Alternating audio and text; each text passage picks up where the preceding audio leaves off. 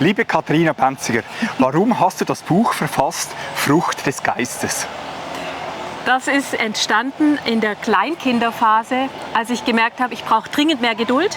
Dann habe ich natürlich gebetet, Herr, gib mir Geduld, aber bitte sofort. Und als das Gebet nicht viel genützt hat, habe ich angefangen zu recherchieren, was finde ich in der Bibel über Geduld.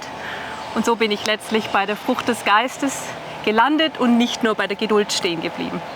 Warum lautet der Untertitel, wie sie schmeckt und wie sie wächst und nicht umgekehrt? Eigentlich sollte sie zuerst wachsen und nachher schmecken. Das ist eine sehr bewusste Entscheidung, denn ich will ja nur, dass was wächst, wenn ich vorher weiß, wie es schmeckt und Lust darauf habe, Appetit danach habe, dass genau diese Frucht wächst. Und wir schmecken ja Liebe, Freude, Friede, Geduld, Freundlichkeit und so weiter, die schmecken wir bei anderen Menschen. Wir schmecken sie bei Gott und nur weil wir sie erleben, bekommen wir Hunger danach, dass sie auch in unserem eigenen Leben anfängt zu wachsen. Für wen ist dein Buch?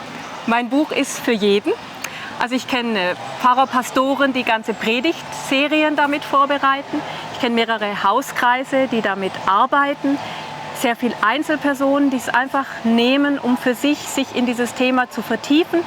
Es ist auch sehr abwechslungsreich, weil es immer noch Fragen gibt zum Vertiefen, auch persönliche Fragen für die persönliche Stille oder die Zeit mit Gott und Anregungen auch, wie wir konkret dafür beten können, dass zum Beispiel Geduld in unserem Leben mehr zum Tragen kommt.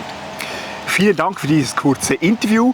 Wenn Ihnen dieses Video gefallen hat, abonnieren Sie bitte meinen Kanal für weitere Buchbesprechungen und Tipps und Tricks und Ermutigungen und zur Stärkung von Kirchgemeinden. Vielen Dank und Gottes Segen.